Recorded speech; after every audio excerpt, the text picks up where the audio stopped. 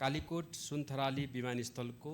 कच्ची धावन मार्ग निर्माण सम्पन्न भई पहिलो पटक मिति 2073 साल माघ 29 गते तदनुसार 11 फेब्रुअरी 2017 मा तारा एयरलाइन्सको ट्विन अटर विमानबाट पहिलो पटक परीक्षण उडान सम्पन्न भएको र तत्पश्चात धावन मार्ग कालोपत्रे गर्ने कार्य आर्थिक वर्ष 2079-80 मा सम्पन्न भई मिति 2080 साल फागुन 13 गते पुनः दोस्रो पटक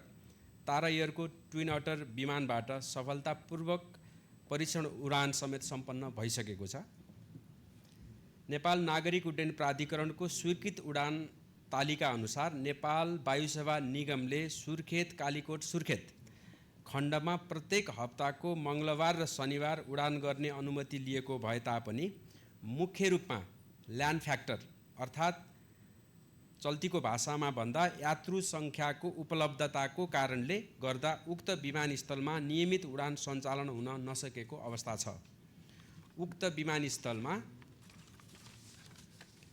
नियमित उडान सञ्चालन सुचारू गर्नका लागि प्राधिकरणको पहलमा Nepal airlines, Tara air, summit air, Sita air तथा कालीकोटका प्रतिनिधि समेतको उपस्थितिमा छलफल हुँदा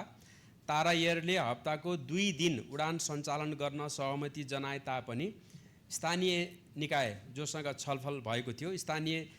प्रतिनिधिहरूबाट निकायबाट यात्रुको सुनिश्चितता हुन नसकेकोले हालसम्म नियमित शेड्युल उडान हुन सकेको छैन।